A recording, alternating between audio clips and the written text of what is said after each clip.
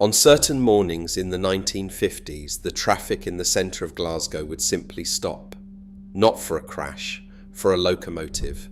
60 tons of brand new steam engine dragged at walking pace down the middle of the public road, the trams stacked up behind it, on its slow way to a ship.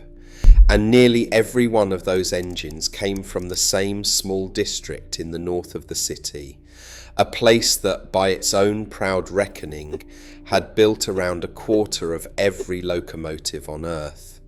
Today, a dual carriageway runs through the heart of it, and it is one of the poorest corners of Scotland. This is the story of Springburn, the story of how one community built the engines that moved an empire, and then could not move itself into the future that was already coming for it. It is the story of a place that was killed twice. Once by the age it failed to build, and once, years later, by the men who arrived to save it. But before the expressway, before the wasteland, before the question that would one day hang burning over the river, there was only a burn and a hill and a scatter of weavers. Springburn began as almost nothing, a rural spot on the high ground north of Glasgow, a few cottages, a small community of hand weavers working the cloth that the whole west of Scotland worked in those years. The name itself comes from the water, the spring and the burn that ran off the hill. There was no reason for the wider world to know it existed, and for a long time the wider world did not. What changed everything was not born in Springburn at all. It arrived. It arrived first as chemistry. In the last year of the 1700s, a manufacturer named Charles Tennant established a chemical works down the slope at St. Rollox on the bank of the newly cut Monkland Canal, making the bleaching powder that the textile trade could not do without. That works would grow into one of the largest chemical operations in Europe, its great chimney a landmark for miles. And where there was a canal, and then a chemical giant, the next thing was inevitable. Rails. The Garnkirk and Glasgow Railway opened in 1831 to carry coal and minerals to the St. Rollox works. Then, in 1842, came the line that would define the district forever, the Edinburgh and Glasgow Railway threading directly past Springburn on its way between the two great cities. The trains needed a way down into the heart of Glasgow, and the way down was brutal. A tunnel and an incline so steep, roughly 1 in 42, that the earliest trains could not climb it under their own power. A stationary engine at the top had to haul them up on a rope, wagon by wagon, like a bucket out of a well. And here is the quiet beginning of everything.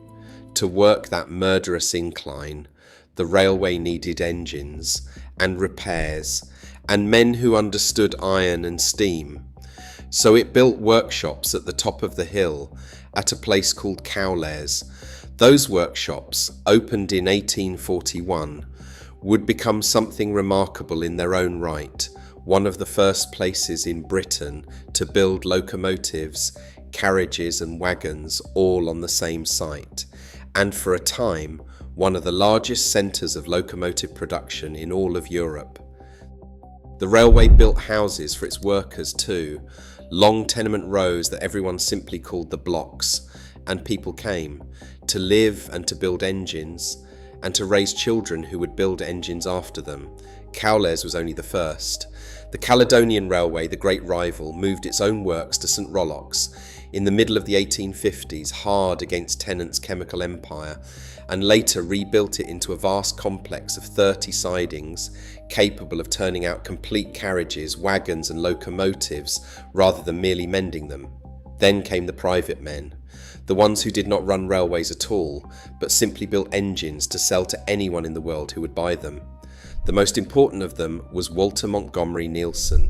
He moved his firm, Neilson and Company, into a new works at Springburn in the early 1860s, a place he named Hyde Park after the Glasgow street where he had started.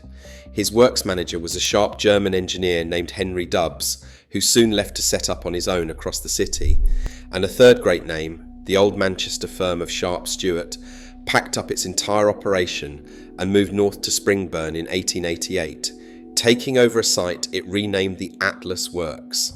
Think about that for a moment. A successful English engineering company pulled up its roots and travelled to this one Glasgow hillside, because this was where locomotives were built. This was the centre of gravity. No other district in the country came close. By the end of the 1800s, Springburn had 4 great works within sight of one another, 3 of them among the finest locomotive builders on the planet. The population climbed toward 30,000. The tenements rose street after street, and Springburn Road became a genuine high street, a place of shops and churches and Saturday crowds. And in 1902, the community gave itself a monument to its own confidence, the Springburn Public Halls, a handsome sandstone building for concerts and meetings, and the ordinary civic life of a place that believed, with good reason, that it mattered.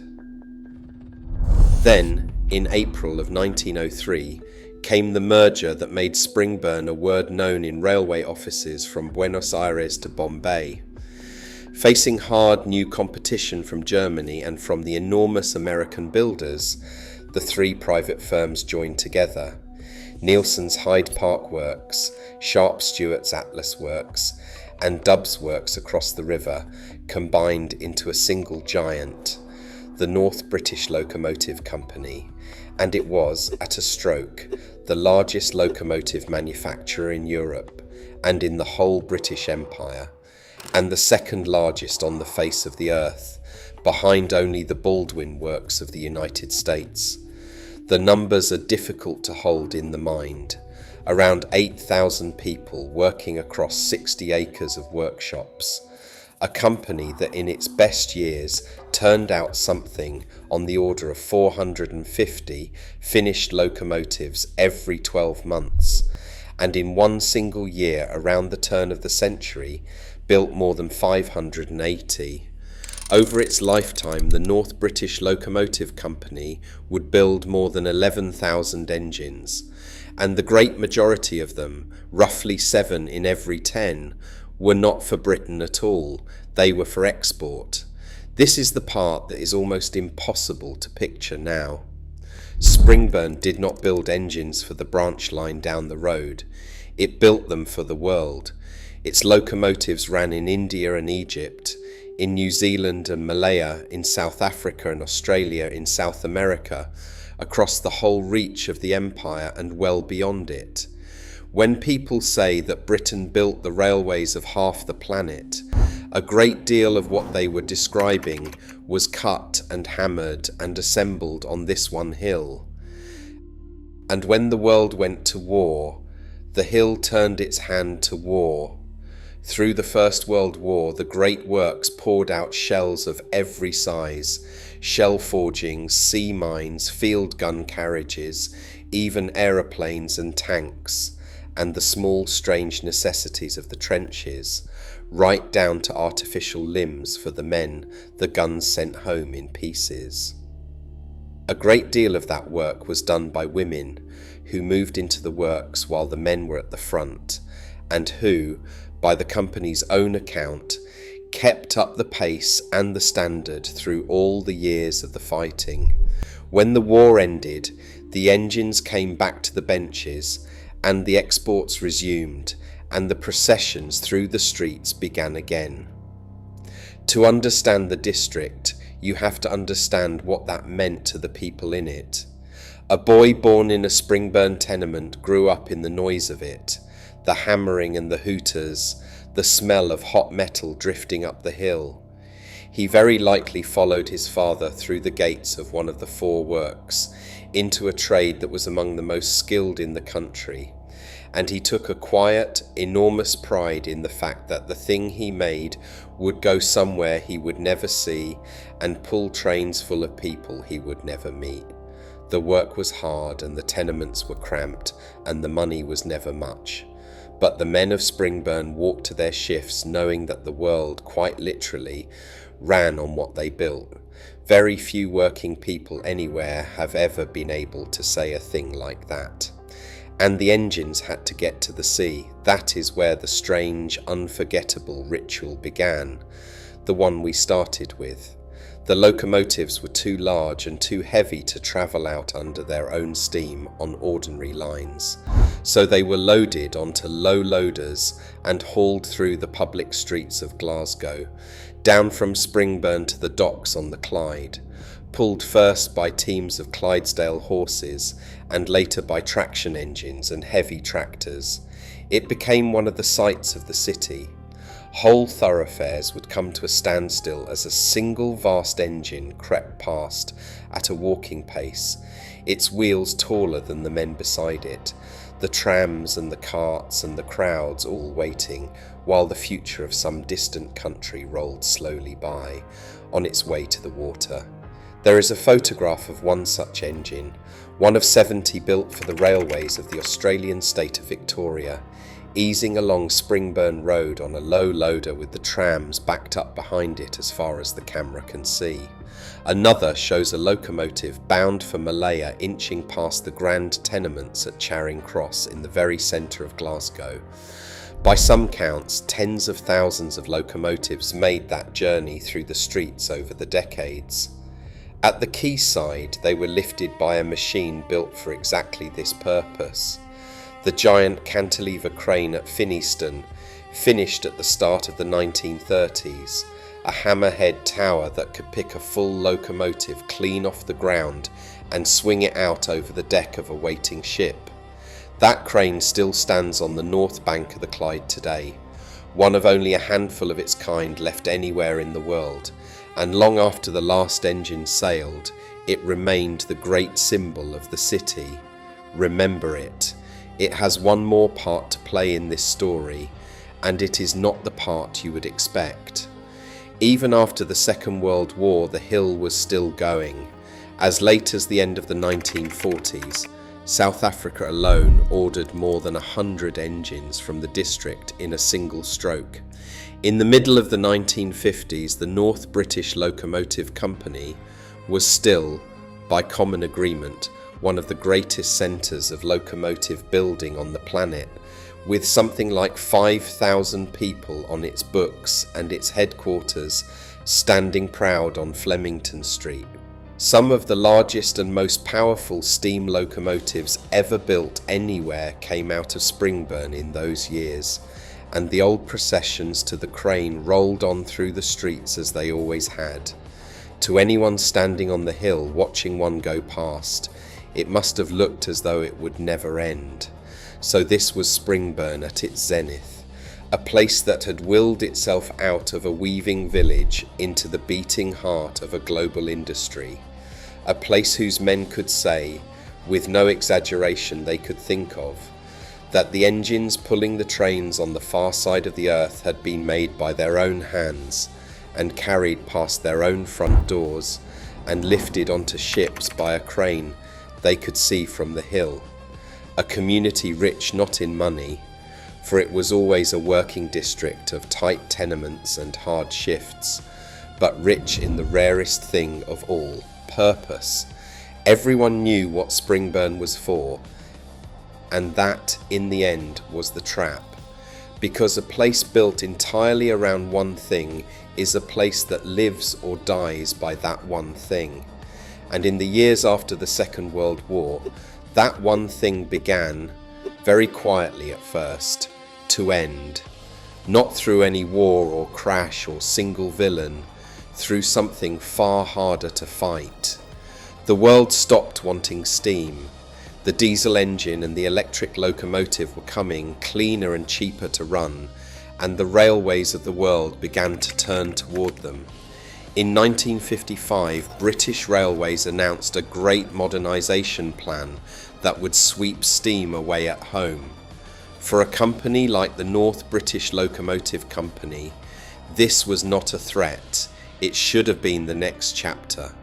Here was a firm with more than half a century of engineering brilliance, thousands of skilled men, and a name trusted on every continent. All it had to do was change what it built. It could not do it. The transition from steam to diesel was not a small step.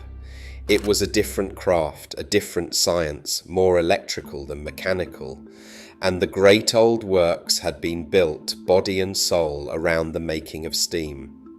Rather than develop its own designs from the ground up, the company took a license to build diesel engines to a German design from the firm known as Mayen, and the results were a disaster. The engines built under license in Glasgow were nowhere near as reliable as the German originals. There were faults in the metal, faults in the workmanship, cabs that filled with poisonous exhaust, locomotives that spent more time being sent back for repair than running on the rails.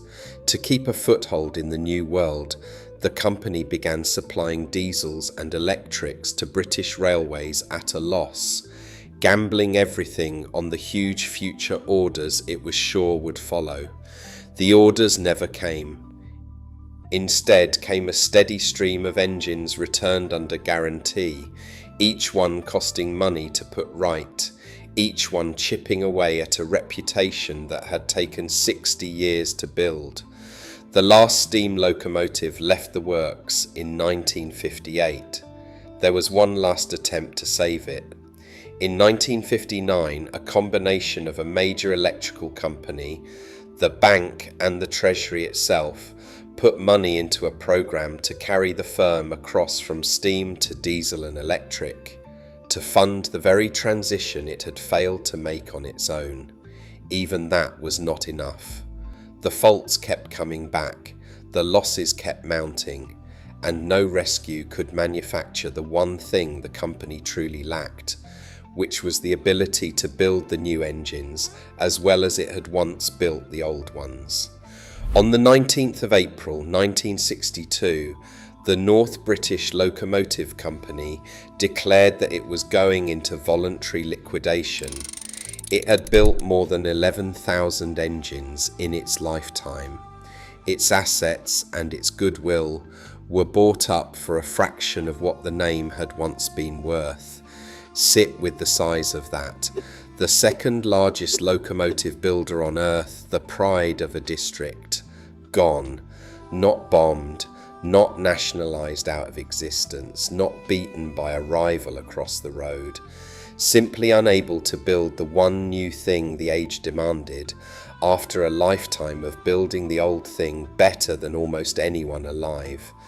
The company that had powered the movement of the entire world could not, in the end, move itself.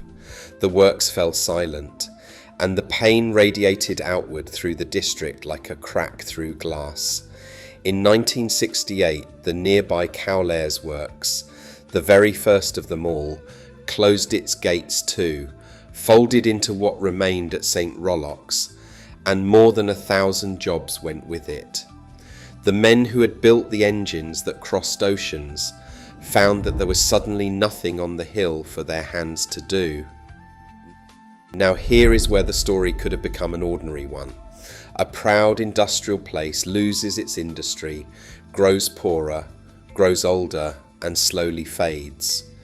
It is a story told about 100 towns, and it would have been sad enough, but Springburn did not get to fade quietly, because something else was already being drawn up in the offices of the city, in ink, on maps. A plan. A grand, confident, well-meaning plan to fix everything. And it would do more damage to Springburn than the collapse of its industry ever had. By the 1960s, the tenements of Springburn were genuinely old and genuinely worn. Many were the cramped single ends and room and kitchen houses of the previous century, overcrowded, without modern comforts, some of them in real structural trouble. This is worth saying plainly, because it is the part that makes the tragedy a true tragedy rather than a simple crime. The planners were not wrong that the housing needed help.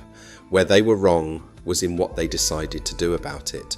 Glasgow's answer, across the whole city in these years, was the comprehensive development area. The idea was total. You did not repair a district, you cleared it. You swept away the old streets almost entirely, and you built a new world in their place, of modern housing and open space, and above all, of roads fit for the coming age of the motor car. Springburn was chosen as one of these areas, and from the early 1970s the demolition began. It is hard to overstate what followed.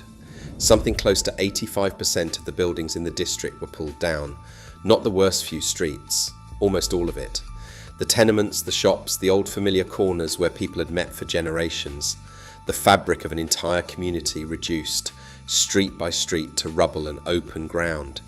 And into the space where the heart of Springburn had been, the city drove a road, the Springburn Expressway, a broad dual carriageway conceived as the northern arm of a great ring of urban motorways that was meant to encircle Glasgow, and largely following the line of the old Springburn Road, the very high street that had been the spine of the community. The clearance for it was done as part of the redevelopment in the early 70s, and the road itself was completed through the 1980s. Where there had been a street of shops and halls and people, there was now a channel of moving traffic, sunk and walled, with the surviving fragments of Springburn stranded on either side of it. That word is the important one, stranded, because a road like that does not only remove what it replaces, it severs what it leaves behind. The two halves of a community that had grown together over a century now sat on opposite banks of a river of cars, joined only by a footbridge here and there. Old neighbours who had lived a short walk apart were now divided by a barrier they could not easily cross. The expressway did to Springburn from above what the diesel age had done to it from within. It cut the place off from itself, and the grand vision was never even finished. The great ring of motorways was cut back and abandoned. Much of the promised new Springburn was never built, or was built cheaply and badly, in housing that itself would need pulling down within a generation. What was left was neither the old district nor the bright new one that had been drawn on the plans. It was a wound with a road running through it. Something less visible went too, something that never shows up on a map. A place like old Springburn had been held together by 1,000 small things. The shop where everyone was known, the close where 3 generations had lived, the pub and the hall and the church on the corner, the daily habit of walking the same streets past the same faces. When you demolish almost all of the buildings and scatter the people into new estates on either side of a motorway, you do not just move them, you cut the threads between them. New houses were built and shops were put under one roof in a modern centre, and by any measure of plumbing and heating, the people were better off than they had been in the old single ends. And yet those who remembered the place before will tell you that somewhere in all of it the life of Springburn quietly drained away and never came back. The public halls tell the whole story in a single building. That handsome monument of 1902, raised by a community at the height of its pride, closed its doors in the middle of the 1980s, and then it was simply left to the weather and the damp and the pigeons, standing derelict year after year in the ruined centre of the place it had once celebrated, until at last, in 2012, it too was demolished. 110 years separated the cheering crowds at its opening from the machines that finally took it down, and in between lay the entire rise and fall of Springburn. By the middle of the 1980s, the district that had built engines for half the planet had become one of the most notorious and most deprived corners of the whole city. The employers were gone, and nothing of any scale had come to replace them. And the numbers that describe Springburn now are as bleak as the numbers that once described it were dazzling. In the census at the turn of this century, close to half of all the adults in Springburn had no formal qualification of any kind, one of the very highest such figures in the entire United Kingdom. Around 40% of its people were living in poverty. The rate of people out of work ran far above the Scottish average, the highest for men anywhere in the country. Death rates from illnesses tied to hard lives and hard air ran at twice the national figure. In the most recent measures of deprivation in Scotland, the wider area taking in Springburn has the single highest concentration of deprived neighbourhoods of any constituency in the country. This is what remained of the richest square mile of railway engineering the world had ever seen. Walk the ground today and you can still read the whole story if you know how to look.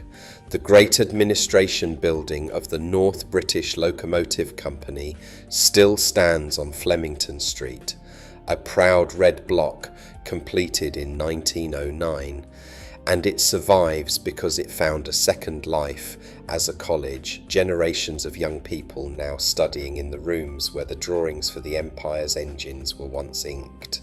The oldest works of all, St. Rollock's, had a longer and sadder afterlife than any of them. After the private company died, it hung on as a repair works, the last place on the hill where wheels still turned, kept alive first by the national railways and then by whatever work could be found. It was slowly starved. In the middle of the 1980s, in a single announcement, well over 1,000 of the remaining jobs there were cut, more than half the workforce gone at a stroke, and much of the site fell dark. Only in very recent years has it been rescued at last, its listed sheds and cranes and engine pits restored and brought back to maintain and build railway vehicles once more. A single flickering ember of the old fire on a hill that once blazed from end to end. The other losses came quietly, one by one. The old Carnegie Library, a fine building that for a time housed a small museum telling Springburn's own story to Springburn's own children, closed its doors at the start of this century, and the museum with it.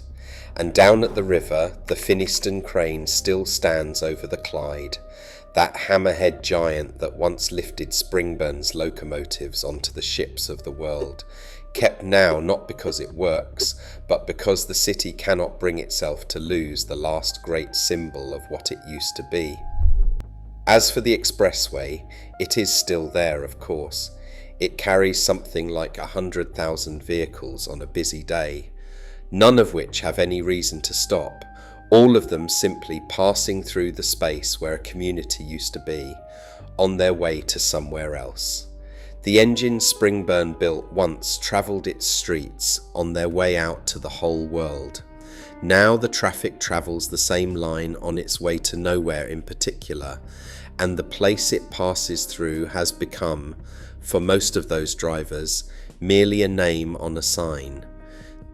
There is one last image, and it is the truest thing anyone ever made about Springburn.